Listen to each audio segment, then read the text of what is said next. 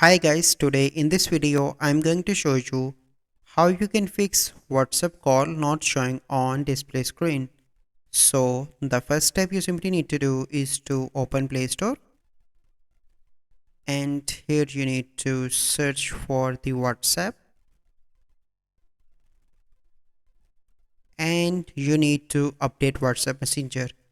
So once you done that, hopefully your issue will be solved. But let's suppose you are still facing an issue. So you simply need to go into your smartphone settings. Then you need to scroll down and you need to open app management. And here you need to click on app list and you need to search for the WhatsApp.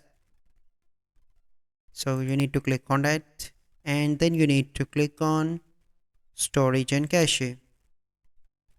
So here you need to click on clear cache first, and after that you need to clear storage. Once you complete that step, you simply need to step back and click on permissions, and you need to allow all permissions from here, and after that you need to restart your smartphone. And once you done all these steps, your issue will be solved.